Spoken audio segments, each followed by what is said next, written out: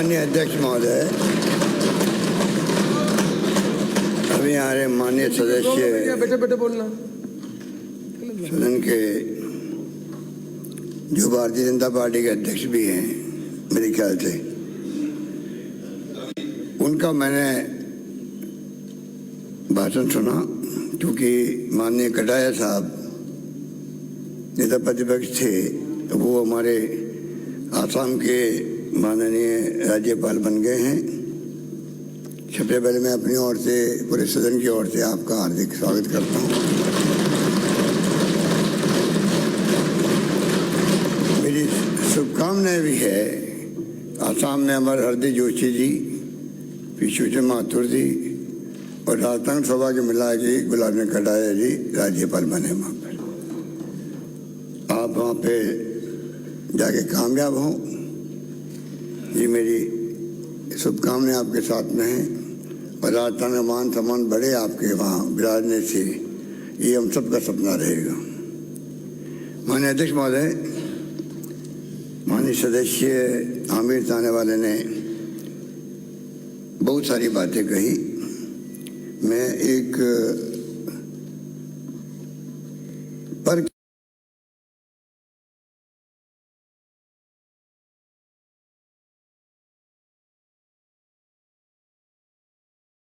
हम जा रहे हैं, वहाँ से मैं शुरू करना चाहूँगा, क्योंकि तमाम तरह के जो वित्तीय प्रबंधन हमारा है इतना शानदार रहा है, उसके कारण ही हम लोग हर पैरामीटर में कामयाब रहे हैं। और ये स्थिति बनी है कि हम सोशल सिक्योरिटी को मुख्य ध्येय बना के चल सके। बड़ा संभव नहीं था कि हम जो बड़ी बड़ी योजनाएं शिक्षा के क्षेत्र में, स्वास्थ्य के क्षेत्र में, सड़कों के अंदर और सोशल सिक्योरिटी की स्कीम्स हमारी किसानों के लिए, युवाओं के लिए, पेंशनधारियों के लिए जिस प्रकार का बजट दिया गया, उसकी चर्चा राजस्थान नहीं पूरे देश के अंदर हो रही है।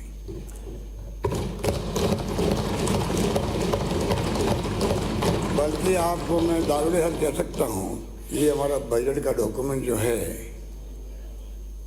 मैं स्वयं भेज रहा हूँ हर मुख्यमंत्री को, वो अलग बात है। पर मेरा मानना है कि अगली सरकारें जहाँ चुनाव होंगे, वहाँ पर माननीय अध्यक्ष महोदय, सभी राजनीतिक पार्टियाँ हमारे बजट के डॉक्यूमेंट को आधार बना के अपना मैनिफेस्टो बनाएगी।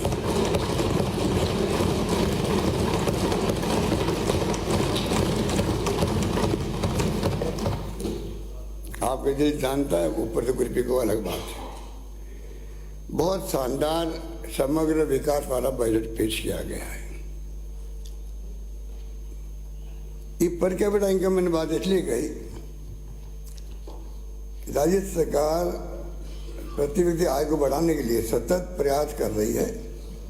22-23 में राज्य की प्रति व्यक्ति आय 1,56,149 रुपये रही, जो कि गत वर्ष से 14.45% अधिक है।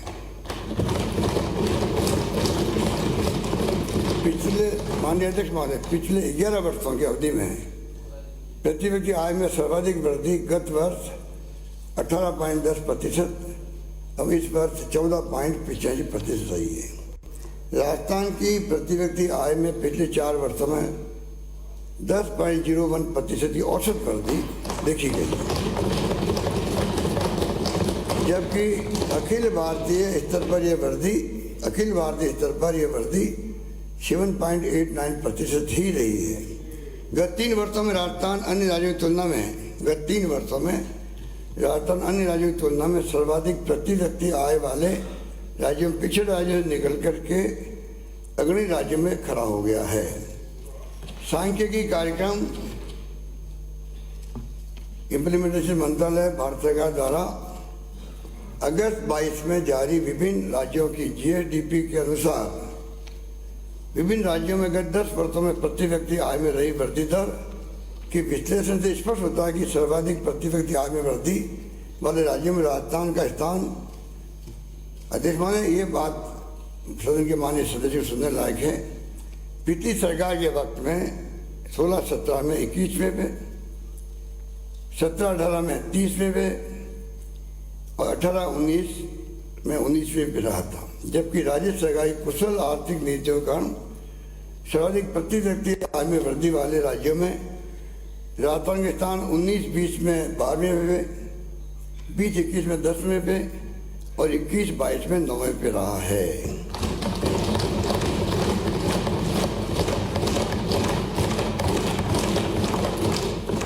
ये प्रकट करता है कि हमारा द्वारा प्रस्तुत किए गए समावेशी बजट कुशल आर्थिक प्रबंधन और सामाजिक सुरक्षा योजनाओं के बढ़ते दायरे के कारण राजस्थान वासियों के लिए प्रति व्यक्ति आय में लगातार बढ़ोतरी हुई है। माननीय अध्यक्ष महोदय, सबको मालूम है कि राज्य की बजट जो पेश किया गया उस वक्त में हमारी थीम क्या थी और उसी रूप में जो भारत सरकार की जो मंशा है वो भी सबके सामने है।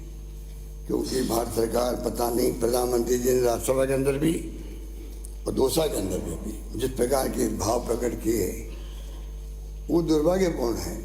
क्योंकि आपकी राज्य सरकारों के बारे में जो कमेंट कर रहे हो ये फेडरल डेमोक्रेसी के अंदर उचित नहीं है। केंद्र सरकार को आगे आकर राज्यों की इमदाद करनी चाहिए हमेशा। यह उल्टी गंगा बह रही है। माननीय कटारिया साहब तो बोल नहीं रहे हैं, वरना ये तो अवश्य पहले करते कि केंद्र सरकार आपको इमदाद करती फिर भी आप उनको दोष देते हो। मैं दोष नहीं दे रहा हूँ, तो आंकड़े बोलते हैं, मैं क्या दोष दूँ। आंकड़े देखें आप तो हर क्षेत्र में भारत सरकार ने अभी कटौती करी है खर्चे के अंदर। 5-6 वैसे तो बहुत लंबी लिस्ट है, 5 मैं आपको बताना चाहूँगा। पर्यावरण वानिकी में 40%, सीमा क्षेत्र विकास कार्यक्रम में अभी रैली में कहा माननीय अध्यक्ष महोदय दोसा के अंदर कि राज्य में इसलिए सड़कें नहीं बनी बॉर्डर पर 50 साल में, ऐसा ही भाव था उनका कि जिससे कि दुश्मन देश के लोग इधर नहीं आ जाए सड़कों पर। आप बताइए ये कोई कमेंट था? आज उसके अंदर सीमा क्षेत्र विकास कार्यक्रम में जब वो बात एक ऐसी कह रहे हैं उनको चिंता होनी चाहिए थी, बल्कि 71.73% की कटौती उस पर भी कर दी। राष्ट्रीय शिक्षा मिशन में 17.54% की कटौती। स्वच्छ भारत मिशन में ग्रामीण 30.47%।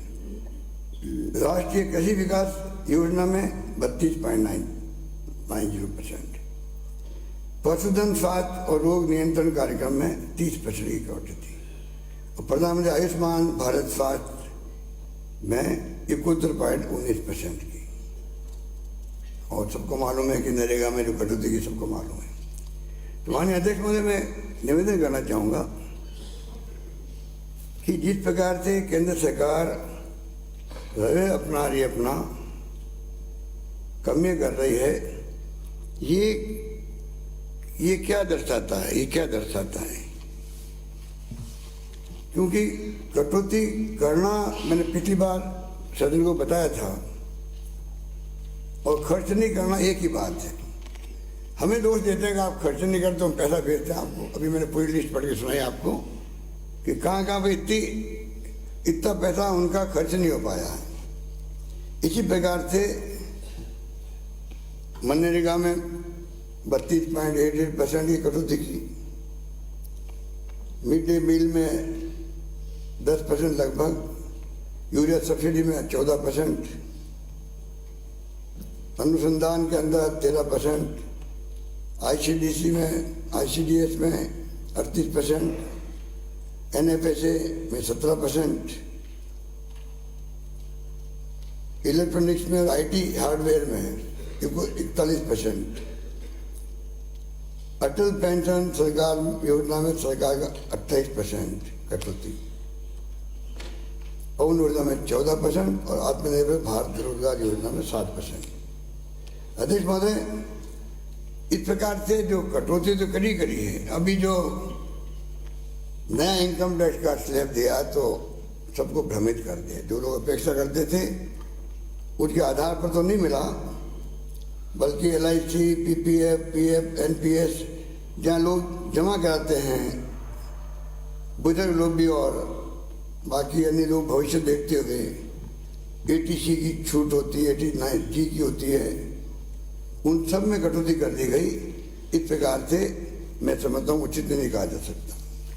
अध्यक्ष महोदय, जिस प्रकार से केंद्र सरकार राज्यों के साथ में जो भेदभाव कर रही है, वो मैंने पहले भी, मुझे ऐसा याद है कि मैंने एक बार सदन के माननीय सदस्य के सामने रखा था कि क्या कारण है कि एक तरफ तो भारत सरकार टीम इंडिया की बात करती है। टीम इंडिया का मायने क्या है? सभी राज्य सरकार है केंद्र मिलकर टीम बनाए। यहाँ कौन सी टीम इंडिया मजबूत हो रही है समझ के परे है।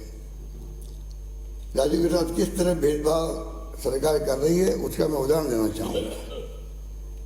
अध्यक्ष महोदय, 15वें वित्त आयोग ने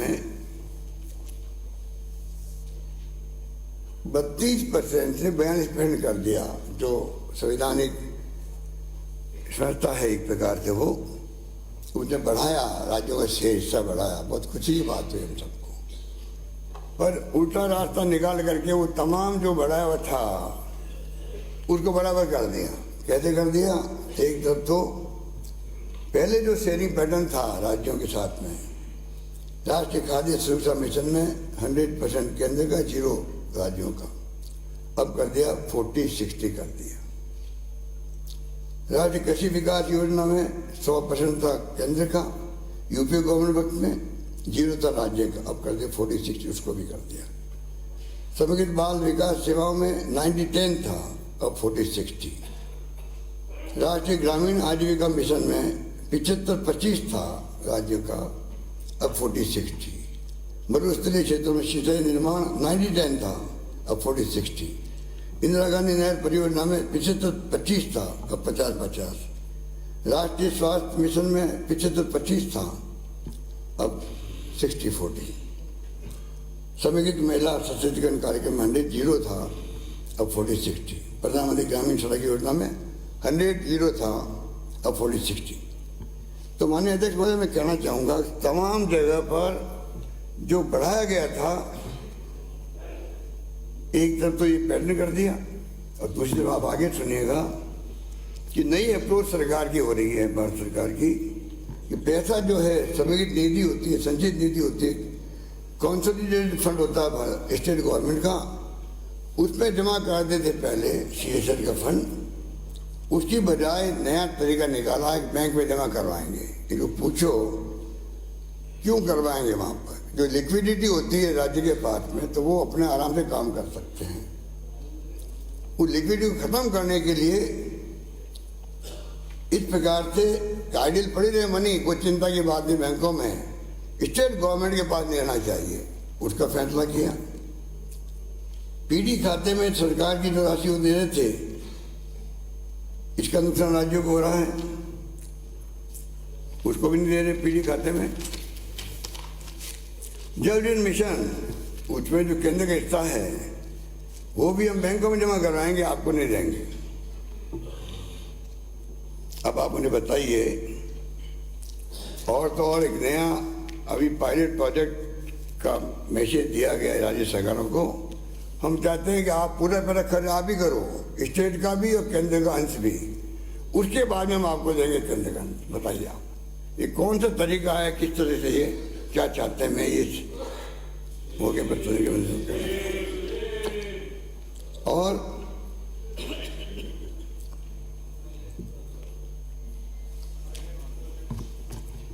इसका क्या फॉलोआउट हुआ है, कितना सीरियस हुआ है? जो सकल केंद्र का जो कर है 33 करोड़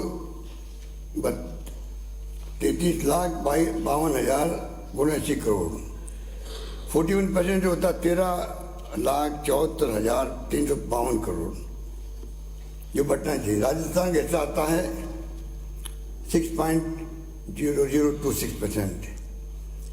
82 1818 करोड़ रुपए मिलने चाहिए और 23-24 के बजट के अंदर राज्य का हिस्सा रखा गया 61,552 करोड़, मतलब 21,267 करोड़ कम मिलेंगे राजस्थान को। किस कारण से मिलेंगे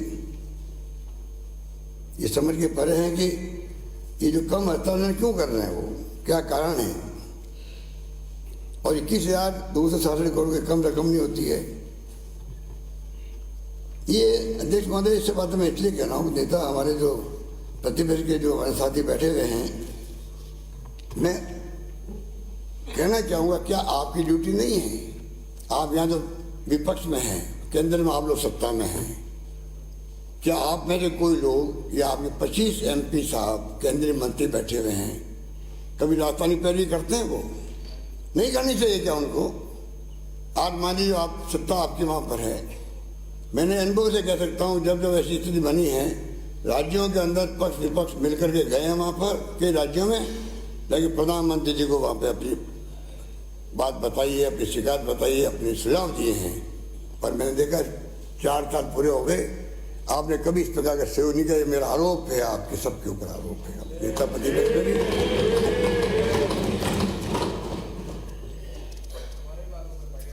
GST कन्वेंशन का पैसा गारंटी देकर लोन के रूप में दे दिया, वाह किस प्रकार से तंग करेंगे, ये नमूने हैं सब आपके सामने। अध्यक्ष महोदय, पूरी राजस्थान नहर परियोजना, मेरा तो प्लीज अध्यक्ष महोदय गलत बात करते हैं। क्या बात समझ में नहीं आता कि हम लोग सब जनता के सेवक के रूप में आके बैठे रहे हैं और जो जनता के इंटरेस्ट में जो प्रोजेक्ट होते हैं उनको आप लोग क्यों इस प्रकार का व्यवहार करते हो, ये मेरी समझ पर है। पूर्णिया साहब बड़ी बड़ी सिद्धांतिक बातें कर रहे थे, सुन रहा था मैं, कोई दम नहीं उनमें। मैं कहना चाहूँगा अगर दम है, पूर्णिया साहब आप अध्यक्ष भी हो, अध्यक्ष का एक अलग रुतबा भी होता है, औरा भी होता है, और सब लोग आपके रेस्पेक्ट भी करते हैं। पूरे राजस्थान की बीजेपी की रैंक एंड फाइल बहुत बड़ी पद होता है, मैं इसको मानता हूँ। मैं 3 बार आऊँ यहाँ पर, मैं जानता हूँ कि आप पद की क्या गरिमा है। क्या आप जाके कहेंगे प्रधानमंत्री जी को, आपकी बात नहीं सुन लेंगे वो? पर नहीं कहा आप लोगों ने, उसके कारण से प्रधानमंत्री जी ने जो बातें बोली है वहाँ पर, इस रूप में गुमराह किया राजस्थान वासियों को, मध्य प्रदेश राजस्थान को मिला करके नई बात छेड़ दी, पार्वती काली चंबल लिंग ERCP को मर्ज करके नई योजना बना देनी चाहिए। तब हम विचार करेंगे। क्या विचार करेंगे?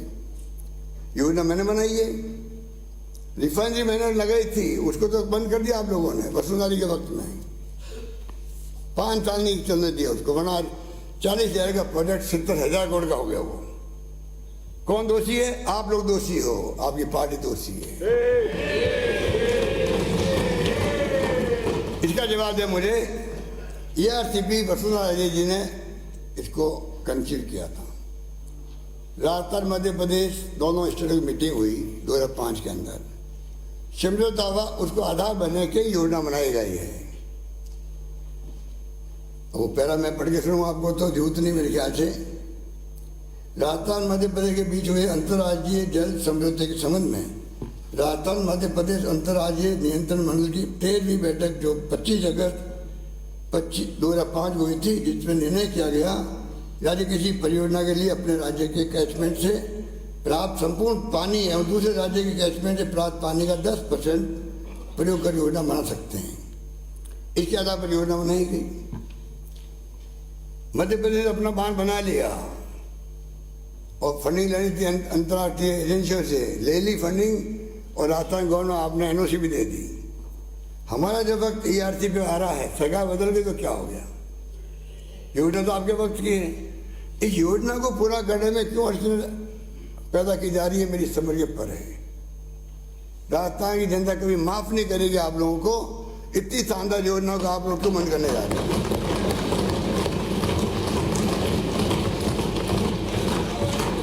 अब जो माननीय अध्यक्ष महोदय प्रधानमंत्री ने सुझाव दिया, उसके अकॉर्डिंग टू अभी तो ERCP जो बनाई वसुंधरा जी ने, उसमें 3,500 मिलियन क्यूसेक मीटर पानी चाहिए।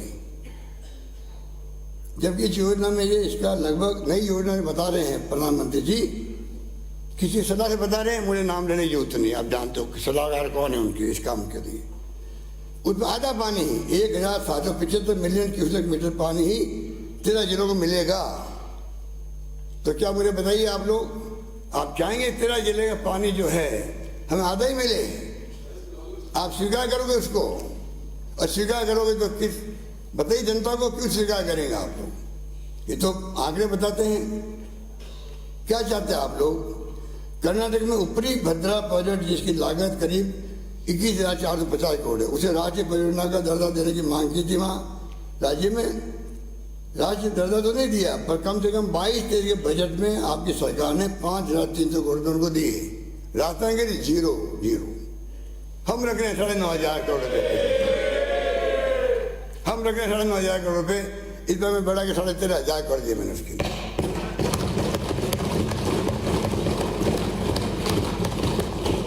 और नई बात सुनिए आप, 2 लाख हेक्टेयर पानी का जो सिंचाई का है वो नहीं मिलेगा।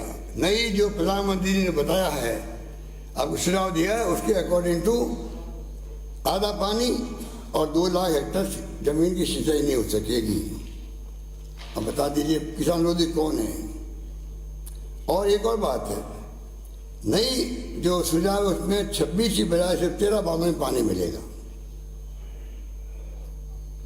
और ये भी नहीं कहा कि तब पहला भारत सरकार देगी, भी नहीं बोले गए। वो कहते मध्य प्रदेश से बात करो, हम क्यों बात करें? ये हमारा पानी का विषय स्टेट का है, हम अपना काम आगे बढ़ा रहे हैं, आगे बढ़ाते जाएंगे हम लोग। यहाँ हमारे बारिश आने वाले विधायक ने ठीक कहा, पानी हमारा, आधी जगहों में बाढ़ से नुकसान हमारा हो रहा है और आधे जिलों में लोग प्यासे रह रहे हैं और परमिशन मिले हुए मध्य प्रदेश ले हुए, जबकि एग्रीमेंट हुआ है आपके साथ में मध्य प्रदेश का। अध्यक्ष महोदय, ये राज क्या है बताइए? राज क्या? राज आप बता सकते हो, शुरू से आने वाला विधायक आप बता सकते हो। ये राज क्या है? राज ही है। तू यादव वसुंधरा जी, वो आप कहोगे, हम क्यों रहने देंगे? हम तो ये कहेंगे क्योंकि वसुंधरा राजे जी मुख्यमंत्री नहीं रही, उनकी कंसीव करी योजना है, जानबूझ करके आप योजना को आगे नहीं बढ़ाना चाहते हो।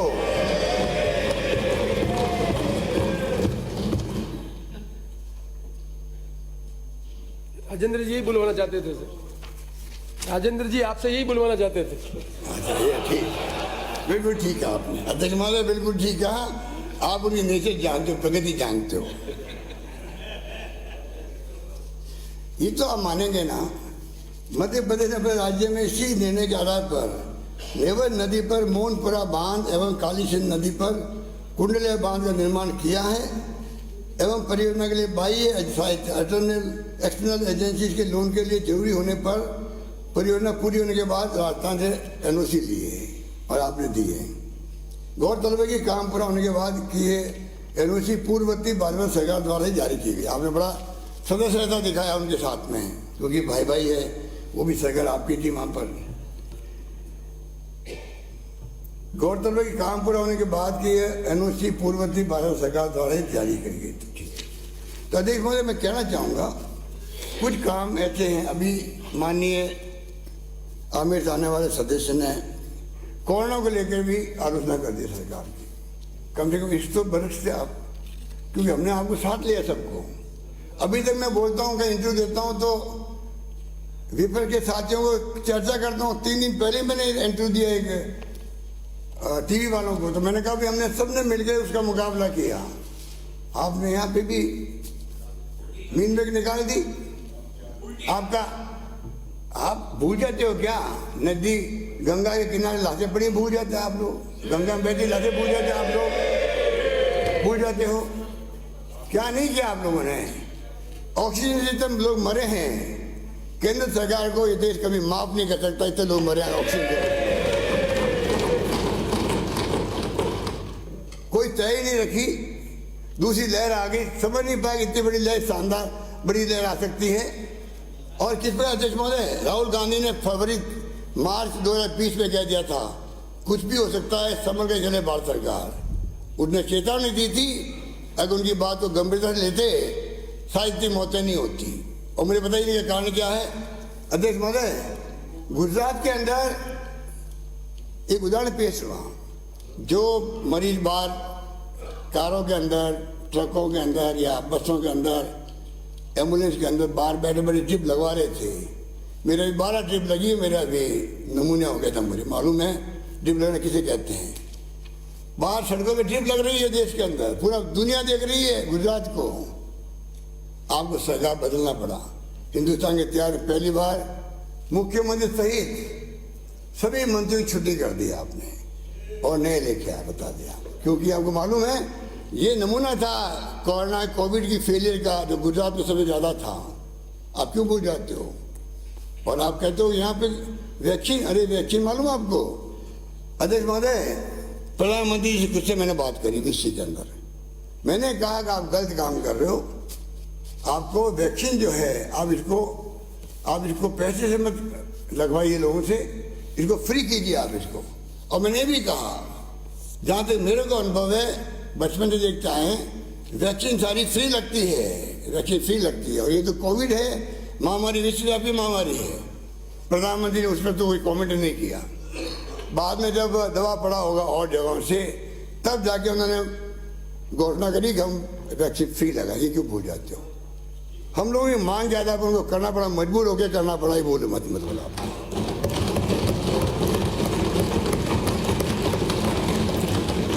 अब आप गोभक्त बनते हो। अब गोभक्त आप हो, ये है मालूम पड़ गया आपको। विभाग निदेशालय मैंने बनाया, पहली बार मैंने प्रवीण किया गाँव के लिए, गौशालों के लिए। ये तो सच्चे आंकड़े हैं। आपने खाली नाम बदल दिया, निदेशालय विभाग बना दिया वसुंधरा जी के वक्त में। अब क्या है?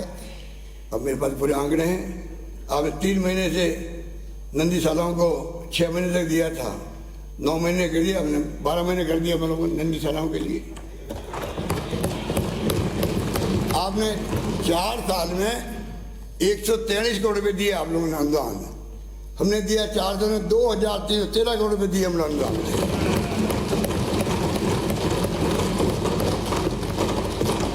अब गोभक्त बैठे हैं या गोभक्त ये हैं, बता दीजिए आप। आगे सुनिए आप। अभी लंपी रोग आ गया। लंपी रोग की हाथ में तो नहीं है।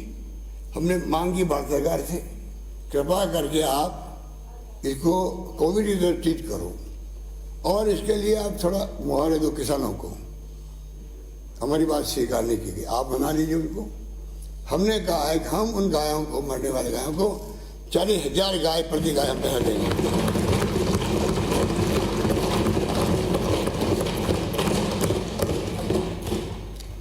अब गोभक्त हैं आप लोग, गोभक्त हो आप, राम भक्त भी आप हो, गोभक्त भी आप हो, वोट लेने के लिए। और कोई आपकी हमदर्दी नहीं है गायों से। और हमने भी कहा है आगे भविष्य में 2 दुधारू पशुओं के लिए बीमा किया हम लोगों ने, आपको मालूम है बजट में 40,000 रुपये प्रति गाय देंगे हम लोग। है हिंदुस्तान में कहीं पर? हिंदुस्तान में है क्या कहीं पर? गोभक्त कौन हुए बता दीजिए आप मुझे। अध्यक्ष महोदय, हम ऐसे नहीं आ गए। आज देश में नंबर 2 पे आए आर्थिक विकास दर पे हम लोग। ऐसे ही आ गए क्या? पूरा चिट्ठा मेरे पास में है। ऐसे नहीं आ गए। 11/04 आंध्र प्रदेश 11/4 और हम लोग 11/04 पे दूसरे नंबर पे आ गए। कैसे आ गए? ऐसे ही आ गए। तो मैं आपको कहना चाहूंगा कि जिस रूप में भारत सरकार ने जो अप्रोच बना रखी है, उसका में दुख है कि किस प्रकार से इस अप्रोच से आने वाले वक्त में हम कैसे उम्मीद करें कि वो हमें किस प्रकार से पैरामीटर हमारे शानदार। हमने सोशल सिक्योरिटी, किसानों को छूट दिए बिजली के अंदर, उपभोक्ताओं को दी है, युवाओं के लिए स्कीम बनाई है, पेंशन 1 करोड़ लोगों के लगभग दे रहे हम लोग, पेंशन की राशि अभी मैंने बढ़ाई है, 9,000 करोड़ रुपये हम दे रहे हैं और माननीय अध्यक्ष महोदय, ये तो मैं मेरे साथियों को कहना चाहूँगा, ये तो संवेदनशीलता की बात है। अब मुझे बताइए, 9,60,000 हम दे रहे हैं 90 लाख लोगों को, वो दे रहे हैं उसमें से 9,60,000 रुपये को 200 रुपये 300 रुपये, मतलब लगभग 400 करोड़ रुपये दे रहे हैं। हम दे रहे हैं 9,000 करोड़ रुपये दे 9,000 करोड़ रुपये दे रहे हैं। और अभी अध्यक्ष महोदय जो हमने किया है, मिनिमम 1,000 कर दिया रुपये सबके लिए। 500 रुपये थे उनके भी, 750 थे उनके भी। अब हमारे 11,000 करोड़ 11-12,000 करोड़ रुपये लगे हैं उसके अंदर, 2-2.5-3,000 करोड़ बढ़े हैं उसके, तब भी हमने मंजूर किया। और 400 करोड़ मुश्किल से केंद्र सरकार से मिल रहे। कोई थोड़ा बहुत तो 19-20 का अंतर चल जाता है। हमने कहा है पूरे देश के अंदर इसके आप सपोर्ट करेंगे। मैं माननीय राज्यपाल महोदय जो बनने वाले हैं या शपथ लेने वाले हैं, उनको मैं कहना चाहूँगा, आप राष्ट्रपति भवन में मीटिंग होती है, आप इस मुद्दे को उठाओ। मेरे को नेशनल लेवल पे कहना चाहता हूँ, जिस प्रकार डॉक्टर मनमोहन सिंह जी ने, सोनिया गांधी जी ने आज़ादी के बाद में पहली बार अधिकार आदेश युग की शुरुआत करी कि आपने पार्लियामेंट कानून बना दिए, RTI, नरेगा, RTE और फूड सिक्योरिटी एक्ट बना दिए। 5वां कानून ये बनना चाहिए, राइट टू सोशल सिक्योरिटी, पूरे देशवासियों के लिए बनना चाहिए। बुजुर्गों के लिए, विधवाओं के लिए, दिव्यांगजनों के लिए। आप बताइए, मुझे आश्चर्य होता है, हमने आप धार्मिक हिंदू धर्म, हिंदू मुस्लिम करके राज शासन में आ गए दिल्ली के अंदर भी, यहाँ भी अभी अब उम्मीद यही है, हमारी शानदार परफॉर्मेंस, एंटी गवर्नमेंट नहीं है, आप उम्मीद यही है हम तो हिंदू मुस्लिम के नाम से सत्ता में आ जाएंगे। मुझे बताइए आप कि किस रूप में आप ये बात सोचते हैं और किस प्रकार की आप सोचते नहीं हैं, आप करते क्या हैं उनके लिए, क्या करते हैं? मेरी तो समझ के पर है कि किस प्रकार से आपने ये जो आवरण ओढ़ रखा है हिंदू धर्म का, जबकि देश को राहुल गांधी की यात्रा क्या था, मकसद यही था, महंगाई बेरोजगारी के अलावा प्रेम मोहब्बत भाईचारा नहीं होना चाहिए क्या? नहीं होना चाहिए, होना चाहिए। और साथ में अमीर गरीबी खाई बढ़ती जा रही है, वो खाई नहीं बढ़नी चाहिए। ये तो बात कह रहे हैं, और क्या करें? क्या उसके लिए हम लोग अपने आप को सोशल सिक्योरिटी स्कीम्स ला रहे? क्यों ला रहे हैं हम लोग? कुछ लोगों को महंगे राहत मिले, कुछ लोग आगे बढ़ सके, पर जिस रूप में आपने कर रखा है। अध्यक्ष महोदय, कर्जे की बात की गई, मैं माननीय पूनिया साहब को कहना चाहूँगा कि हम जब सरकार से गए थे ना, तब 23.58% कर्जा था GDP के अनुपात के अंदर। आपने सत्ता छोड़ी, तब 23 से 34.16% हो गया, मतलब 10% कर्जा आपने बढ़ाया उस वक्त में। अब वापिस जब हम आए वापस, और जो बजट हमने पेश किया है और जो एस्टीमेट रखे हैं, बजट एस्टीमेट, उसके अंदर आप देखिए सिर्फ 2.5% बढ़ा कर्जा, 34.16 से 36.78 हुआ है। इस प्रकार से आप सोच सकते हैं कि किसी वक्त में कितना कर्जा बढ़ा, ये आपके सामने आंकड़ों के सामने सामने हैं। अध्यक्ष महोदय, हमारे फिजिकल पैरामीटर शानदार है, वित्तीय प्रबंधन बहुत शानदार हमने कर रखा है, उसके कारण ही हम सब स्कीम लाने के सक्षम बने हैं। उसकी झलक मैं बताना चाहूँगा अध्यक्ष महोदय।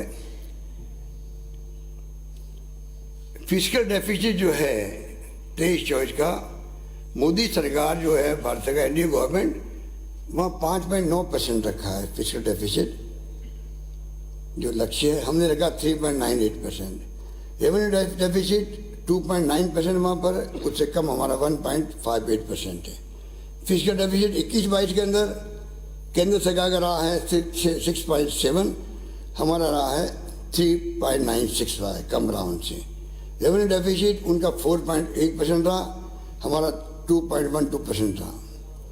तो आप बता दीजिए मुझे, ये जो पैरामीटर है जो भारत सरकार ने तय की, FRBM के एक्ट के अंतर्गत 2005 के अंदर वाजपेयी जी सरकार के बाद एक्ट बना था ये, उसके अंदर आप बता दीजिए जिस प्रकार के व्यवस्था की गई है, उसके अंतर्गत हमारे पैरामीटर ये है। और सबसे बड़ी बात मैं फिर कहना चाहूँगा, केंद्रीय करों में राजस्थान को कम ट्रांसफर की गई राशि। अब आप सुन के आपको पता नहीं दुख होगा क्या होगा, हमें तो बहुत दुख है। हमें बहुत दुख है कि 19-20 में 10,284 कम कर दिए हमारे ग्रॉस रेवेन्यू। 20-21 में 13,974 कम कर दिए। 21-22 में 12,756 कम कर दिए करोड़। और 22-23 के अंदर 17,755 करोड़ कम कर दिए। और 23-24 में जो एस्टिमेट है 21,267 कम होंगे। कुल मिला के अध्यक्ष महोदय 76,035 करोड़ रुपए कम करें राजस्थान सरकार को दे रहे हैं, भारत सरकार दे रही है। बताइए आप,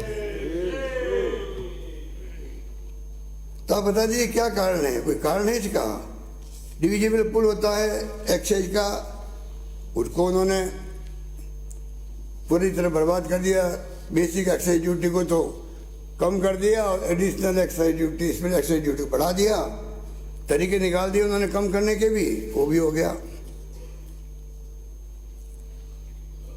अध्यक्ष महोदय, बीजेपी सरकार जब थी तब आप देखिएगा जीडीपी की ग्रोथ रेट जो है वो 10.60 थी और हमारे वक्त में ये बढ़ करके 11.80% हुई है।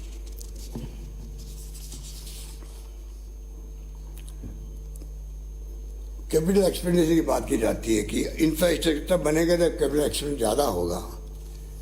वो आगे बताना चाहूँगा आपको। वे तो लंबी हर साल की फहरिस्त पर मैं आपको बताना चाहूँगा पूरे 5 साल के अंदर बीजेपी के शासन के अंदर 80,629.15 ये कैपिटल एक्सपेंडिचर किया आप लोगों ने। जहाँ आपकी इंफ्रास्ट्रक्चर की बात हम करते हैं, सड़कों की बात करते हैं, अन्य इंफ्रास्ट्रक्चर की बात करते हैं, उसे दुगना हम लोगों ने 1,20,437 करोड़ रुपए का एक्सपेंडिचर कर रहे हैं हम लोग। ये सड़कें मैं ऐसे नहीं दे रहा आपको। शहरी इलाकों में सड़कें आ रही है, गाँव में सड़कें आ रही है, शानदार। राजस्थान आप नेशनल हाईवे भी बना है, इसमें कोई दो राय नहीं है। परिषद हाईवे, मेगा हाईवे आपकी सोच थी, जब वसुंधरा जी थी तब की सोच थी, उसको हमने आगे बढ़ाया। हम आपकी तरह नहीं है कि हम सरकार बदलते ही उल्टे चलने लग जाएं। हम सीधे ही चलते हैं पब्लिक इंटरेस्ट के अंदर। इसलिए आगे बढ़ते हैं कि आज state highway, mega highway, district major roads, village roads जिसमें जाल बिछ रहा है, उसके कारण से आज 1,20,437 करोड़ रुपये कैपिटल एक्सपेंडिचर हम लोग कर रहे हैं राजस्थान के अंदर, जो आपसे दुगना है। अध्यक्ष महोदय, एक तुलना मैं करना चाहूंगा।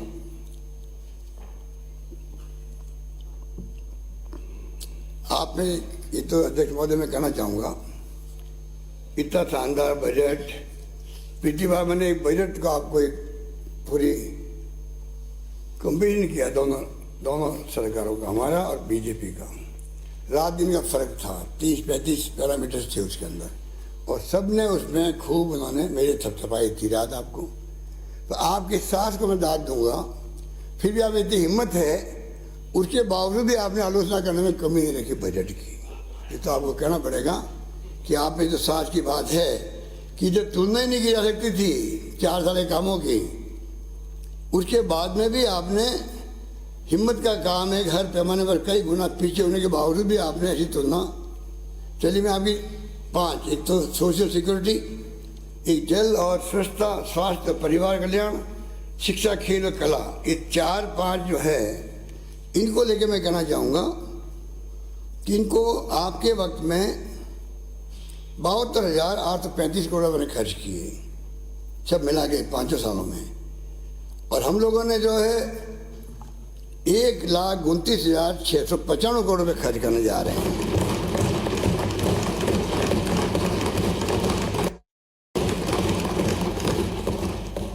इसमें 63.62 तो आपके शिक्षा में हो गया, 86% लगभग स्वास्थ्य में, 85% ज़्यादा, जल में सामाजिक सुरक्षा के अंदर 104%, कुल 78.07% ये स्थिति है। बताइए आप, कोई कंपेरिजन हो सकता है आपसे कोई? अध्यक्ष महोदय, इस प्रकार से बहुत सारी कंपेरिजन हैं, इसलिए मैं चाहूँगा कि उन बातों में नहीं जाके काफ़ी कुछ मुझे मैं समझता हूँ कि ओपीएस की बात भी मैं कहना चाहूँगा। कृपया करके अभी समय है आपके पास में, समझा दीजिए प्रधानमंत्री जी को और केंद्र सरकार को, ओपीएस मानवीय दृष्टिकोण का मामला है, ये कोई आसान नहीं है। हम तो मेंबर पार्लियामेंट और एमएलए जब चाहो बढ़ा देते हैं, अपनी पेंशन बढ़ा देते हैं, तनख्वाह बढ़ा देते हैं, और भारत सरकार जो है एनपीएस देके पैसे जमा करा रही है शेयर मार्केट के अंदर। देखा नहीं अडानी जी का शेयर नीचे आ गया। अब तो मालूम पड़ेगा दीदी, वो जो पैसा जमा है हमारा सबका देश भर का, वो ट्रस्ट के अंदर जमा कहाँ कहाँ कराया गया है देश के अंदर, बैंकों में और LIC में, पता नहीं किन की संस्थाओं में, म्यूचुअल फंड के अंदर। अब मालूम पड़ेगा आपको। पर मैं ये कहना चाहूँगा कि अगर मान लो ये पैसा जो है जमा है वो बर्बाद हो जाता, अगर मान लीजिए अडानी जी साहब की तरह कोई हालत नीचे हो जाता तो क्या होता? आपने अडानी जी को लेकर भी अपनी सरकार में आप लोगों ने अडानी साहब को दिया, कोल ब्लॉक दिया, स्टेट गवर्नमेंट का कोल मिला हुआ अध्यक्ष महोदय, अलॉटमेंट हुआ स्टेट गवर्नमेंट को, आपने अडानी जी के साथ में MOU किया, एक्सकेवेशन किया। अब हमें दोस्त दे रहे, हमने जमीन दी उनको, जमीन आपने भी दी, हमारे वक्त में दी होगी। आज हमने आज तक भी जमीन और भी देने की मांग हो रही होगी पूरे देश के अंदर, पूरे कई उद्योगपतियों से हम सोच समझ स्कीम बनाते हैं। आप अडानी जी के नाम लिया, मुझे उस पर ही राज लगता है। अब नाम लिया कैसे? पूरा देश तो मोदी जी को ब्लेम कर रहा है, या तो आपको ऊपर दिखा रहा हुआ है कि मोदी जी और अडानी जी की दूर से दिखाओ, इतने कुछ बोलो वहां जाकर के असेंबली के अंदर, ऐसे बोले होंगे आप। मैंने अडानी जी को बोलने का तुम क्या था?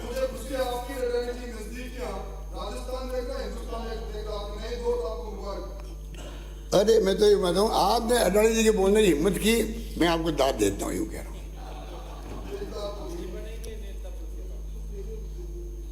तो अध्यक्ष महोदय, मैं इतना ही कहना चाहूँगा, जब मेंबर पार्लियामेंट की और MLAs की तनख्वाह बढ़ सकती है, पेंशन बढ़ सकती है, क्या वो पैसा आपका NPS में जमा होगा? शेयर मार्केट में तैयार हो आप लोग? तो क्यों हम उनको, कर्मचारियों को उनकी मर्जी पे छोड़ें? उनकी मर्जी पे क्यों छोड़ें? हमें चाहिए कि सिक्योरिटी दें उन लोगों को, ये मेरी मांग है। तो अध्यक्ष महोदय, यही बात करता हुआ कुछ हमारे साथियों ने और पिछले बजट में कुछ पॉइंट रह गए थे, तो मैं वो प्रयास करूंगा कि 10-15 मिनट आपका मैं और लूंगा, चिंता मत करो, ठीक है? अध्यक्ष महोदय, मैं नवीन घोषणा प्रस्तुत कर रहा हूं। शिक्षा व युवा विकास हमारे द्वारा नई पहल करते हुए प्रदेश में महात्मा गांधी इंग्लिश मीडियम विद्यालय स्थापित किए जा रहे हैं। ये विद्यालय गुणवत्ता की दृष्टि से किसी भी निजी विद्यालय से बेहतर हो, इस दृष्टि से एक एक्सपर्ट कमेटी का गठन कर लॉन्ग टर्म स्ट्रेटेजी एवं एक्शन प्लान निर्धारित किया जाएगा। इसी क्रम में प्रदेश में शिक्षण व अन्य सुविधाओं के विस्तार हेतु राजकीय महात्मा गांधी विद्यालय एवं स्वामी विवेकानंद राजकीय मॉडल स्कूलों के संस्था प्रधानों व चयनित शिक्षकों को स्पोकन इंग्लिश एडमिनिस्ट्रेशन एवं लीडरशिप डेवलपमेंट के लिए ट्रेनिंग दी जाएगी। प्रदेश के 358 शैक्षणिक ब्लॉक मुख्यालयों पर स्कूलों और कॉलेजों में 20 करोड़ की लागत से इंग्लिश लैंग्वेज लैब्स की स्थापना की जाएगी। इससे 50,000 से अधिक विद्यार्थी लाभान्वित होंगे। महात्मा गांधी इंग्लिश मीडियम स्कूलों में प्री स्कूल्स एजुकेशन उपलब्ध कराने के लिए हमारे निर्णय के साथ साथ चरणबद्ध रूप से प्ले एलिमेंट भी लगाए जाएंगे। इस पर आगामी वर्ष 50 करोड़ रुपये का व्यय होगा। ICT परियोजना के तहत 4,000 उच्च माध्यमिक विद्यालयों में 256 करोड़ की लागत से कंप्यूटर लैब स्थापित की जाएगी। Maharaj Shekhaji arm forces training academy, Maharaj Shekhaji arm forces training academy Sikar तथा सर्विसेज प्रिपरेटरी इंस्टीट्यूट औरंगाबाद की तर्ज पर संभाग स्तर पर एक उच्च माध्यमिक विद्यालय में डिफेंस सर्विसेज प्रिपरेटरी इंस्टीट्यूट की स्थापना करने की घोषणा करता हूँ। इस पर 35 करोड़ का प्रस्तावित होगा। साथ ही मैं केंद्र सरकार से आग्रह करना चाहूँगा कि वह युवाओं के भविष्य को ध्यान रखते हुए अग्निवीर योजना में पुनः विचार कर सेना में युवाओं को रेगुलर नियुक्ति की प्रदान करे। पॉलिटेक्निक महाविद्यालय जोधपुर में centre of excellence for non conventional energy एवं पॉलिटेक्निक कॉलेज जयपुर में centre of excellence for electric vehicles की स्थापना की जाएगी। युवाओं को एम्प्लॉयबल बनाने में स्किल डेवलपमेंट एवं कैपेसिटी बिल्डिंग की महत्वपूर्ण भूमिका देखते हुए राजकीय महाविद्यालय में विभिन्न पार्टनर के माध्यम से वोकेशनल सर्टिफिकेट कोर्स शुरू किए जाएंगे। इस पर 50 करोड़ का व्यय होगा। समस्त आवासीय तथा चयनित विद्यालयों में कक्षा 11वीं 12वीं के विद्यार्थियों के लिए वोकेशनल ट्रेनिंग के साथ साथ वर्कशॉप में कार्य करने की सुविधा उपलब्ध कराने की दृष्टि से महात्मा गांधी बुनियादी शिक्षा केंद्र शुरू किया जाने प्रस्तावित है। आगामी वर्ष इस पर 50 करोड़ का व्यय होगा। विद्यार्थियों एवं ग्रामीण स्टार्टअप को बढ़ावा देने हेतु बीकानेर में आई स्टार इनोवेशन स्कूल हब की स्थापना की जाएगी। साथ ही डूंगर कॉलेज बीकानेर में ऑडिटोरियम बनाया जाएगा। प्रदेश में उच्च शिक्षा के विस्तार हेतु राजकीय महाविद्यालय एवं कन्या महाविद्यालय खोले जाएंगे, जिसकी कादेड़ी, केकड़ी, बोराडा, किशनगढ़, अजमेर, मुबारकपुर, रामगढ़ अलवर, गोसुंडा चित्तौड़गढ़, गंगासागर बीकानेर, बगड़ी लालसोट, गीजगढ़ सिकराय दौसा, आसों भोपालगढ़, डेचू लोहावट, जोधपुर कानोता, जालसू जयपुर, लूणवा नावर नागौर, शेमारी नया गांव खेरवाड़ा उदयपुर, वजीरपुर सवाई माधोपुर एवं देसूरी देवरी रायपुर पाली में राजकीय महाविद्यालय खोले जाएंगे। आबानेरी, बांदीकुई, भांडारेर, सिकराय दौसा, बेवाड़ी, खेड़लीगंज, कटुमर अलवर, नगर फोर्ट टोंक, उनियारा, चूनवाड़,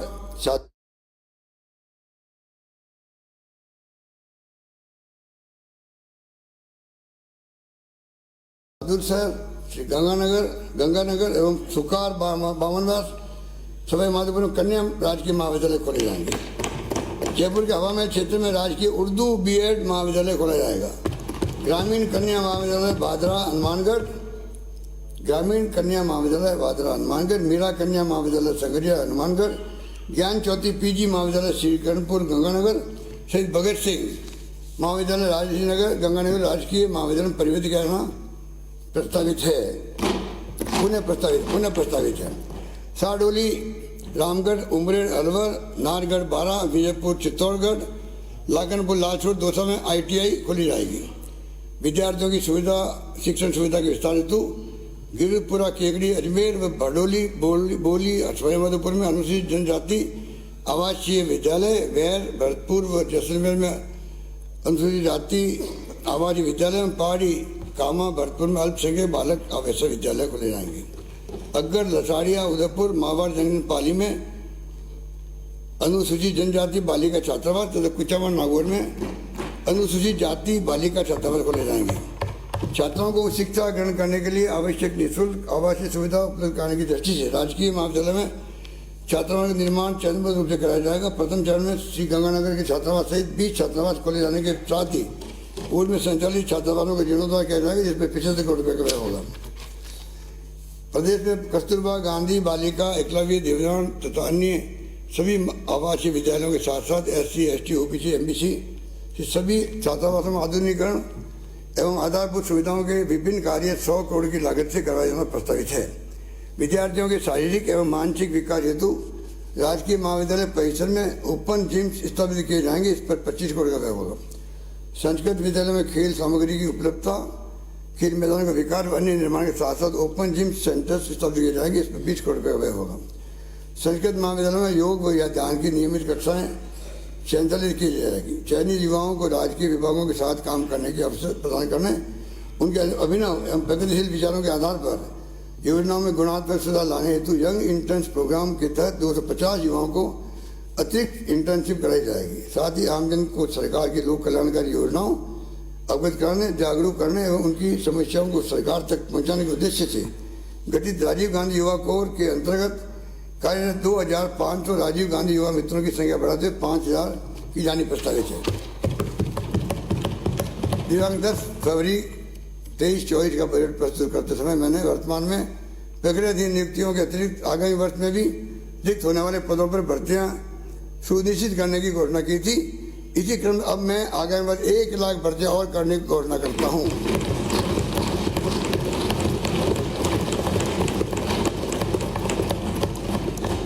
प्रदेश में उच्च स्तरीय खेल सुविधाएं उपलब्ध कराने के उद्देश्य से खेल स्टेडियम और खेल एकेडमी स्थापित करने के साथ में विभिन्न खेल सुविधाएं विकसित की जाएगी, जिसका विवरण मैं सदन के पटल पर रख रहा हूँ। वर्तमान में मुख्यमंत्री चिरंजीवी स्वास्थ्य बीमा योजना के अंतर्गत एम्पेनल्ड हॉस्पिटल में ही ट्रांसप्लांट तथा lungs, bone marrow, kidney, liver, heart की सुविधा उपलब्ध है। वर्तमान में मुख्यमंत्री चिरंजीवी स्वास्थ्य बीमा योजना के अंतर्गत एम्पेनल्ड हॉस्पिटल में ही विभिन्न transplant, lungs, bone marrow, kidney, liver, heart की सुविधा उपलब्ध है। अब मैं प्रदेश के बाहर किसी भी अस्पताल में पैकेज की सीमा तक समस्त ट्रांसप्लांट पर राशि का पुनर्वहन करने की प्रस्ताव करता हूँ।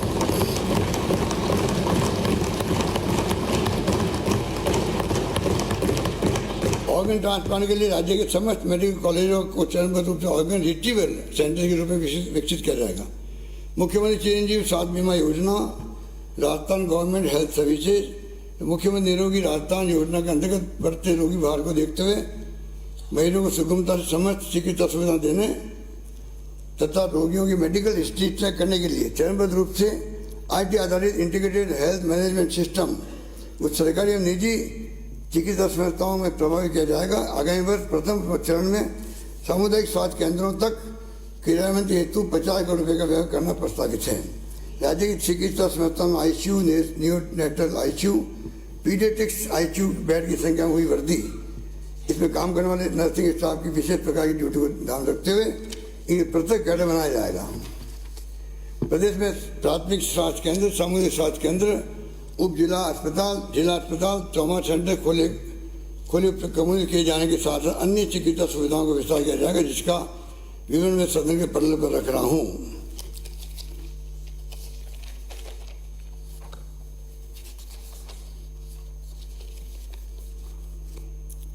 अध्यक्ष महोदय, औद्योगिक विकास प्रदेश में MSME में एनर्जी एफिशिएंसी के प्रति जागरूकता कम है, अतः इनकी एनर्जी प्रोडक्टिविटी को बढ़ावा देने के लिए चयनित MSME यूनिट्स में निःशुल्क एनर्जी ऑडिटिंग की सुविधा एवं एनर्जी एफिशिएंट इक्विपमेंट लगाने पर मुख्यमंत्री लघु उद्योग प्रोत्साहन योजना के अंतर्गत 1% की अतिरिक्त छूट दी जाएगी। राज्य में उद्योग इकाइयों को सुरक्षित वातावरण उपलब्ध कराने की दृष्टि मेरे द्वारा CSA की तर्ज पर राजस्थान इंडस्ट्रियल सिक्योरिटी फोर्स के गठन की घोषणा की गई थी। इसके अंतर्गत 2 बटालियनों के गठन की कार्रवाई प्रगतिधीन है। आगामी वर्ष RISF की एक और बटालियन का गठन किया जाना प्रस्तावित है। उद्यमियों को राहत प्रदान करने के उद्देश्य से रिको क्षेत्र में भूखंड आवंटी द्वारा भूमि की एकमुश्त दे समस्त बकाया प्रीमियम राशि 30 सितंबर 23 तक जमा कराए जाने पर दे ब्याज राशि में 60% की छूट दी जाना प्रस्तावित है। उद्यमी एवं निवेशकों को सुविधा प्रदान करने के लिए जालोर एवं मंडोर जोधपुर में रिको के इकाई कार्यालय स्थापित किए जाएंगे। सामाजिक सुरक्षा हमारी सरकार विशेष योगदानों के प्रति हमेशा संवेदनशील रही है। राज्य कर्मचारी की मृत्यु के उपरांत राजस्थान सिविल सेवा पेंशन नियम 1996 के अंतर्गत अविवाहित निःशक्त पुत्र पुत्री की ही पारिवारिक पेंशन हेतु पात्र। अब मैं विवाहित निःशक्त पुत्र पुत्री को भी पारिवारिक पेंशन के लिए पात्र घोषित किया जाना प्रस्तावित करता हूँ। कुष्ठ रोग मुक्त विशेष योगीजनों को राजस्थान रोडवेज की साधारण एक्सप्रेस बसों में राज्य की सीमा के भीतर निःशुल्क यात्रा की सुविधा प्रदान किया जाना प्रस्तावित है। साथ ही इन्हें वर्तमान दी जा रही 1500 रुपये प्रतिमा की पेंशन को बढ़ाकर 2500 रुपये किया जाना प्रस्तावित है। जैसे विदित है, उड़ान योजना के अंतर्गत लगभग 1,45,00,000 किशोर या महिलाओं को सैनिटरी नैपकिन निःशुल्क वितरण का कार्य हाथ में लिया गया। इस क्रम में प्रयुक्त सैनिटरी नैपकिन्स के रिसाइकल, बायोडिग्रेडेशन एवं इको फ्रेंडली और डिस्पोजल के लिए नीति बनाकर आवश्यक व्यवस्था की जानी प्रस्तावित है। आगामी वर्ष इस पर 100 करोड़ रुपये व्यय होंगे। प्रदेश के विभिन्न क्षेत्रों में सड़क निर्माण और उन्नयन अन्य आधारभूत कार्य 1,900 करोड़ रुपये से अधिक की लागत कराए जाएँ यानी प्रस्तावित, जिनकी सूची में सदन के पटल पर रख रहा हूँ।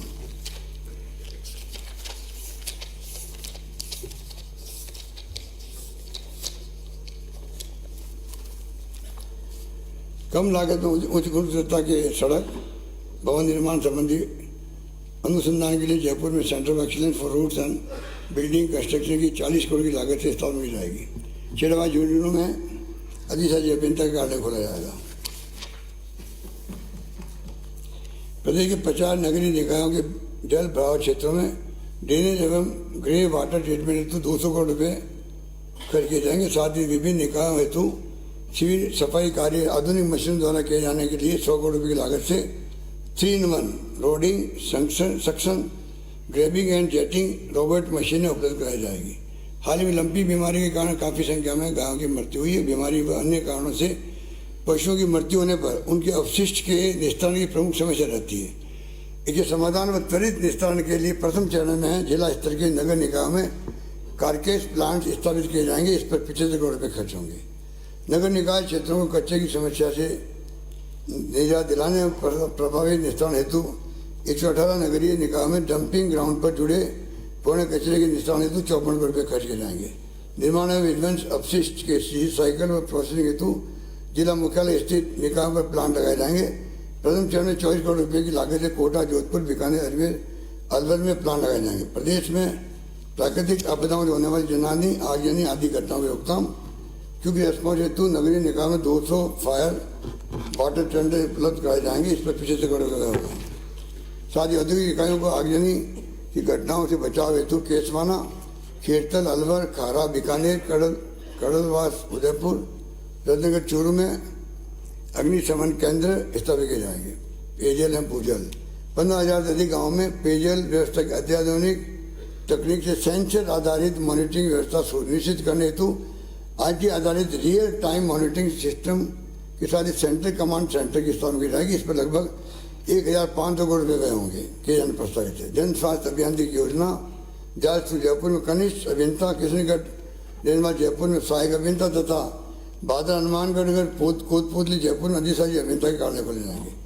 प्रदेश में ऊर्जा तंत्र के आधारभूत ढांचे को सुदृढ़ करने के लिए 220 kV, 132 kV, 3311 kV GSL का कार्यालय खोले जाने के साथ साथ अन्य कार्यों को विवरण में सदन के पटल पर रख रहा हूँ।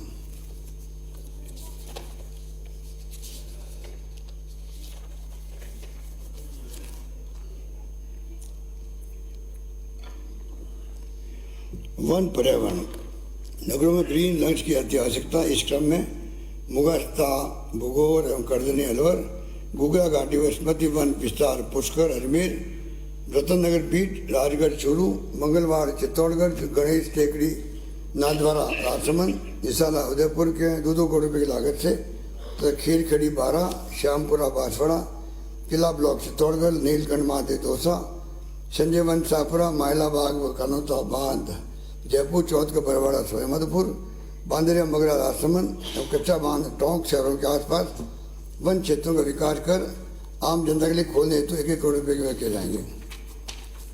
जयपुर में पुलिस स्मृति वन की तर्ज पर नींदर बैनार वन क्षेत्र में 135 हेक्टेयर भूमि पर तथा कालवाड़ रोड पर गोविंदपुरा की 10 हेक्टेयर भूमि पर 18 करोड़ 37 लाख की लागत से जैव विविधता वन बायोडायवर्सिटी फॉरेस्ट विकसित किए जाएंगे।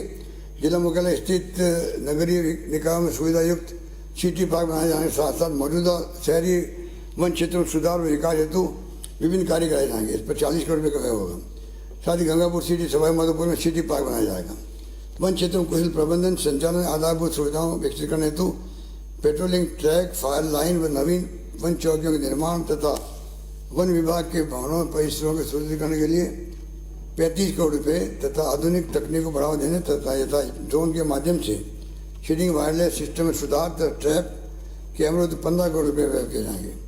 अकल वुड फॉसिल पार्क जैसलमेर को विश्व स्तरीय बनाने के लिए DPI बनाई जाएगी। राज्य के Ranthambore, Sariska, Mukundra hills, tiger reserve तथा जवाई बांध, Pali, Jhalana nature park, Jaipur, leopard conservation reserves में वर्तमान wildlife surveillance and anti poaching system को मजबूत करने के साथ साथ रामगढ़ विस्तारी, बूंदी, जमा रामगढ़ अभयारण्य, जयपुर, कुंभलगढ़ अभयारण्य, राजसमंद, उदयपुर, पाली, टूटगढ़, रावली, अजमेर, राजसमंद, पाली आदि वन क्षेत्रों में भी इसका विस्तार किया जाएगा। इस पर 50 करोड़ रुपये होंगे। पर्यटन, कला, संस्कृति प्रदेश में पर्यटकों को सुरक्षा एवं सहायता प्रदान करने के उद्देश्य से 5,000 पर्यटक मित्र बनाए जाने प्रस्तावित है। साथ ही पर्यटक सहायता बल हेतु 75 वाहन उपलब्ध कराए जाएंगे। बड़ी खाटू नागौर स्थित दरगाह हजरत समन दीवान रहमतुल्लाह अलैह तथा घाटेश्वर महादेव मंदिर तथा हरमल दाजी महाराज मंदिर विजयनगर नागौर को धार्मिक पर्यटन स्थल के रूप में विकसित किया जाएगा। साथ ही बोटारी नागौर में नाडी पार्क व तालाब के सौंदर्यीकरण के कार्य किए जाएंगे। कोविड-19 के मद्देनजर प्रदेश के 2 प्रमुख मंदिरों ऋषभदेव व घोघामढ़ी में श्रद्धालुओं के लिए ऑनलाइन दर्शन की व्यवस्था की गई थी। इसकी सफलता को देखते हुए राज्य के अन्य 5 प्रमुख मंदिरों कुशल बिहारी जी मंदिर, बर्तन व कैला देवी भरतपुर झिलकावाड़ा, माताजी मावलिया जयपुर, आर्ट देवी माता मंदिर कोटा, गणेश जी मंदिर रातानाला जोधपुर में भी ऑनलाइन दर्शन की व्यवस्था की जाएगी। बानसूर अलवर के किले में स्थित माता के मंदिर व ताल वृक्ष में स्थित गंगा माँ के मंदिर परिसर में विभिन्न विकास कार्य के साथ ही जन सुविधाएं विकसित की जाएगी। राज्य में नृत्य, नाटक एवं संगीत कला को प्रोत्साहन विकास के लिए स्थापित रविंद्र मंच परिसर जयपुर सुदृढ़ीकरण एवं सौंदर्यीकरण करते हुए ये मल्टी कल्चरल सेंटर के रूप में विकसित किया जाना प्रस्तावित है। साथ ही जयपुर कथक नृत्य केंद्र का आधुनिकीकरण किया जाएगा। शहरी या जनजाति की विशिष्ट संस्कृति के संग्रह के साथ साथ पर्यटन को बढ़ावा देने के लिए 12 में शहरी संग्रहालय स्थापित किया जाएगा। श्री गंगानगर हनुमानगढ़ जिलों के कपास उगाने वाले किसानों को अपनी फसल का उचित मूल्य मिल सके, इस दृष्टि से स्पिनिंग मिल हनुमानगढ़ पुनः प्रारंभ करने की घोषणा करता हूँ।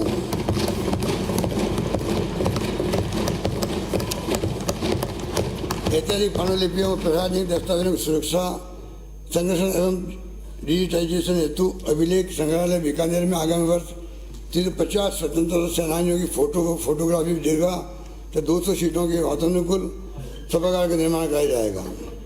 अल्बर्ट हॉल पुस्तकालय जयपुर का नवीनीकरण एवं दुर्लभ दस्तावेजों का डिजिटाइजेशन किया जाएगा। राजस्थान प्राच्य विद्या प्रतिष्ठान जोधपुर का आधुनिकीकरण एवं सुदृढ़ीकरण किया जाएगा। प्रदेश में संगठित रूप से कार्यरत विभिन्न माफियाओं यथा लैंड माफिया, बर्जी माफिया, लोन माफिया इत्यादि पर कड़ी व त्वरित कार्य करने के लिए एसओजी के अंतर्गत स्पेशल टास्क फोर्स का गठन किया जाना प्रस्तावित है। प्रदेश की कानून व्यवस्था को और सुदृढ़ करने हेतु विभिन्न पुलिस कार्यालय खोले जाएंगे, जिनकी सूची में सदन के पटल पर रख रहा हूँ।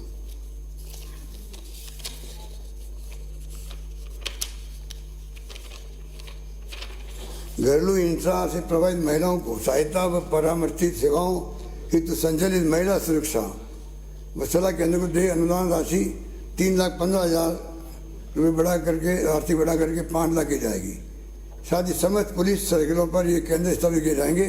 वुमेन हेल्प डेस्क पर काउंसलर्स के मानदेय में आगामी वर्ष 15% की वृद्धि की जाना प्रस्तावित। आम जनता को सुगम व त्वरित न्याय दिलाने के लिए विभिन्न न्यायालय खोले जाएंगे, जिनकी सूची में सदन के मेटल पर रख रहा हूँ।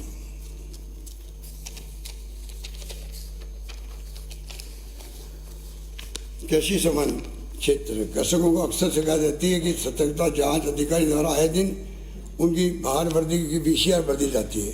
इस समस्या से निजात दिलाने के लिए मैं कृषि कनेक्शनों के विद्युत भार को बढ़ाने हेतु स्वैच्छिक भार वर्दी योजना लागू करने की घोषणा करता हूँ। इसके अंतर्गत आगामी वर्ष 30 अप्रैल तक स्वयं डिक्लेयर करने पर पेनल्टी नहीं ली जाकर मात्र धनराशि 30 रुपये प्रति HP मासिक दर से 2 माह के लिए जमा कराने पर अतिरिक्त विद्युत भार को नियमित किया जाना प्रस्तावित है। कृषि जलवायु आधारित उद्यानिकी फसलों के अनुसंधान के लिए शेष 9 कृषि जलवायु क्षेत्रों में आगामी 3 वर्षों में चरणबद्ध रूप से उद्यानिकी एडेप्टिव ट्रायल सेंटर स्थापित किए जाएंगे। आगामी वर्ष प्रथम चरण बीकानेर, जोधपुर, उदयपुर, भरतपुर में केंद्र खोले जाएंगे। बैरावड़ा, शिगरा, दौसा में पपीते का सेंटर ऑफ एक्सीलेंस स्थापित किया जाना प्रस्तावित है। थावड़ा, डेगाना, नागौर व बेसेडी, जोटवाड़ा, जयपुर में कृषि उपज मंडी खोली जाएगी। प्रदेश में पशु चिकित्सा सुविधाओं के विस्तार हेतु विभिन्न पशु चिकित्सा केंद्र कम्युनित किए जाएंगे। इस प्रकार है मेरे द्वारा वर्ष 23-24 के बजट में नवगठित 1,200 ग्राम पंचायतों में चरणबद्ध रूप से पशु चिकित्सा उपकेंद्र खोले जाने की घोषणा की गई थी। इसी क्रम में अब मैं पुरानी 1,439 ग्राम पंचायतों में भी चरणबद्ध रूप से पशु चिकित्सा उपकेंद्र खोले जाने की घोषणा करता हूँ।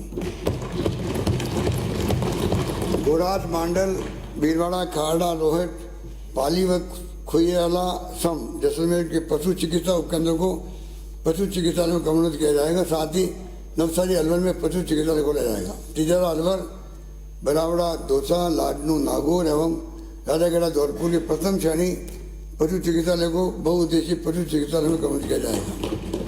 जोजावर, पाली में नवीन पशु विज्ञान केंद्र खोला जाएगा। शिरोई में पशु चिकित्सा विज्ञान महाविद्यालय खोला जाएगा। राजसमंद, नादर राजसमंद, उदयपुर में कैटल फीड प्लांट की स्थापना की जाएगी। प्रदेश में सिंचाई सुविधा के विस्तार हेतु नॉर्थ क्षेत्र के 35 गांवों के लगभग 1,20,000 हेक्टेयर भूमि की समुचित सिंचाई व्यवस्था करने की दृष्टि से नॉर्थ फीडर की रीलाइनिंग के लिए 20 करोड़ रुपए का व्यय किया जाना प्रस्तावित है।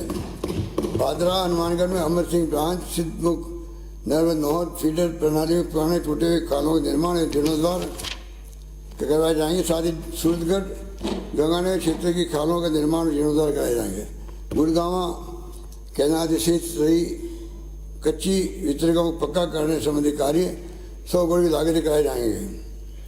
बैरानिया, खेरवाड़ा, कढ़ैया पानी, सलुम्बर, उदयपुर, आदिवाट के पाल, कढ़ैया, डोहारिया, सिमरवाड़ा, डूंगरपुर, भूखा, सवाई माधोपुर, चरलिया, आख्या, निमायड़ा, चित्तौड़गढ़ सहित 100 एनिकेटों के निर्माण जीर्णोद्धार पर 100 नहरी तंत्रों के जीर्णोद्धार हेतु 400 करोड़ रुपये के कार्य प्रारंभ किए जाएंगे। बेगू चित्तौड़गढ़ में के कुंडाल क्षेत्र की 8 पंचायतों में लिफ्ट सिंचाई द्वारा चंबल का पानी उपलब्ध कराने हेतु डीपीआर तैयार की जाएगी। कृषि महाविद्यालय फतेहपुर सीकर में पीजी कक्षाएं संचालित की जाएगी। हनुमानगढ़ में कृषि विज्ञान केंद्र तथा सीकर में खाद, बीज, दवाइयाँ विश्लेषण प्रयोगशाला स्थापित की जाएगी। सुशासन योजनाओं की प्रभावी मॉनिटरिंग के लिए एकीकृत GIS प्लेटफॉर्म राजधारा का उपयोग बढ़ता जा रहा है। इस क्रम में विभिन्न विभागों हेतु सैनिटाइज इमेजरी की आवश्यकता के अनुरूप राजधारा प्लेटफॉर्म पर time series high resolution satellite imagery depository की स्थापना की जाएगी एवं इसके वितरण हेतु हाई एंड लैब की स्थापना की जाएगी, जिससे राज्य के विकास एवं आवश्यकताओं की प्रभावी समीक्षा की जा सके। इसके लिए 90 करोड़ रुपये व्यय किए जाएंगे। प्रदेश में प्रसारित इकाइयों के विस्तार एवं सुदृढ़ीकरण हेतु विभिन्न कार्यालय खोले व क्रमबद्ध किए जाएंगे। इसकी सूची में सदन के प्रस्तुत पर रख रहा हूँ।